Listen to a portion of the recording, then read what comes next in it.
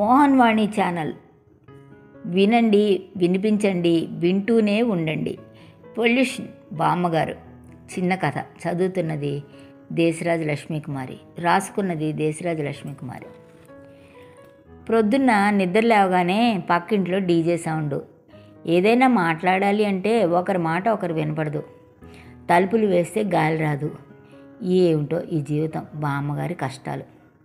కాఫీలో పంచదార తక్కువ వేసావే కోళ్ళ, ఒక్క చెంచా పంచదార కలపవే చెవిటి వాళ్ళలాగా అరిచి చెప్పింది బామ్మ. పట్టుకొస్తున్న అత్తయ్య అంటూ అంతే గట్టిగా చెప్పింది బామ్మ. ప్లాస్టిక్ స్పూన్ నిండా షుగర్తో ప్రత్యక్షమయ్యింది రమ. ఏమిటి అన్ని స్టీల్ స్పూన్లు ఉండగా ఈ వెధవ ప్లాస్టిక్ స్పూన్ ఏమిటి అంది అత్తగారు. మొన్న పిల్లాడు నూడిల్స్ తెప్పించాడుగా, ఆ స్పూన్ ఎందుకు పడేయడం అని ఇలా వాడుతున్నాను. పొదుపుకు మారుపేరు పక్కున నవ్వింది బామ్మ. ఏదో ఇలా పడాయి అంటూ చెప్పింది. ఆ కూరలు ఇలా తేవే. ఫ్రిడ్జ్ ఓపెన్ చేశాను, దాని నిండా ప్లాస్టిక్ కవర్లే. ఓపెన్ చేయగానే మీద పడిపోతున్నాయి. నాకు ఆ వాసన పడట్లేదు. ఓపెన్ చేసి నాకు 4 కూరలు ఇచ్చావంటే తరిగి పెడతానే అంది బామ్మగారు. ఉన్నట్టుండి ఒక్కసారి అరుస్తుంది. ఏమిటే వాసన?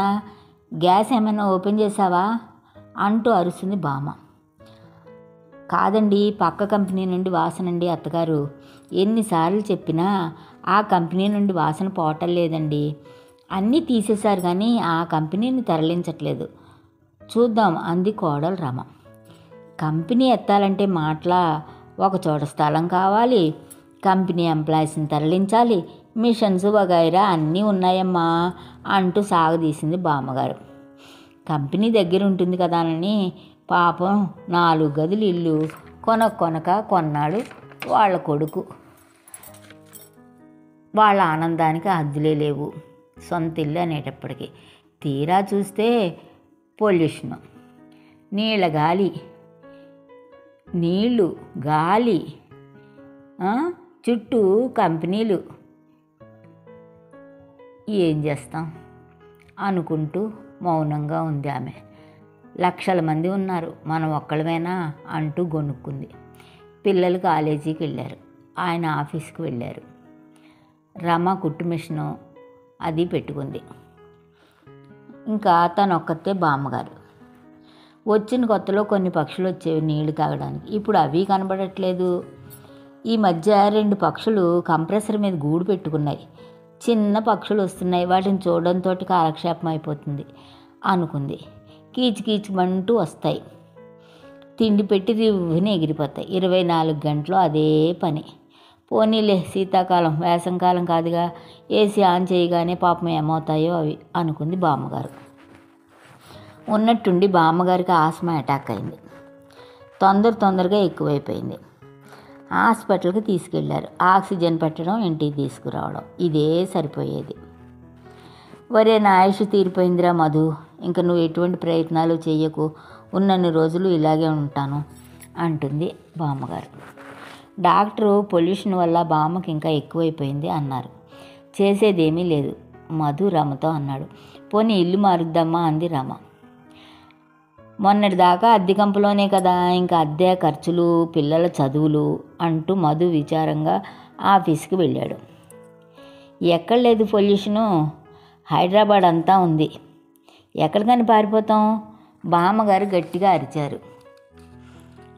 ఒకరోజు అమ్మ అంటూ మధు తల్లిని లేపాడు. ఎంత లేట్ అయిపోయింది, లేవలేదు మా అమ్మ అంటూ. ఎక్కడా బామ్మగారి ప్రాణం అనంతంలో కలిసిపోయింది. నిద్దట్లో శాశ్వతంగా నిద్దట్లోకి జారుకుంది ఆవిడ ప్రాణం. తినే తిండి కాలుష్యం, గాలి కాలుష్యం, మనిషి మనస్సు కాలుష్యం.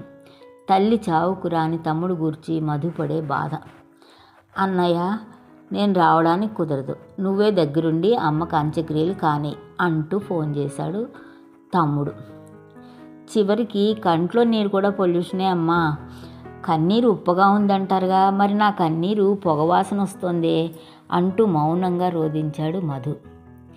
చివరికి బామ్మగారుని అలా సాగనంపుతారు ఘన సత్కారంతో అపార్ట్మెంట్లో అందరూ. ఎవరి నోట విన్నా బామ్మగారి మంచితనం. వచ్చి ఎన్ని రోజులైంది, అందరికీ మాట సహాయం చేసేవారు, తలలో 4 అయ్యారు. వడియాలు పెట్టాలి అంటే ఆవిడ సాయం, పచ్చళ్ళు పెట్టాలి అంటే ఆవిడ కొలతలు చెప్పేది. మంచి రోజులు చెప్పండి బామ్మగారు అంటూ చుట్టూ చేరేవారు. పిల్లలు అన్నం తినకపోతే రుచికరంగా ఎలా పెట్టాలి పిల్లలకి అని చెప్పే బామ్మగారు. మాయదారి ఆస్మా కబళించింది. అందరూ మౌనంగా ఆమె ఆత్మకు శాంతి కలగాలని ప్రార్థించారు. శుక్రవారాలు, మంగళవారాలు లలితా సహస్రనామాలు చదివి అందరినీ ఒక చోట చేర్చే బామ్మగారు ఇక లేరు అంటూ ఒక పెద్దావిడ ముక్కు తుడుచుకుంది. అవును అంటూ అందరూ కన్నీళ్లు కార్చారు. ముక్కుకి కర్చీఫ్ అడ్డు పెట్టుకున్నారు. మాయదారి పొల్యూషన్. అదండి, అలా సాగింది బామ్మగారి అంతిమయాత్ర. వాహనవాణి తెలుగు పోడ్కాస్ట్ ఛానల్ని లైక్, షేర్, సబ్స్క్రైబ్ చేయండి. ప్రక్కనున్న గంటను మ్రోగించండి.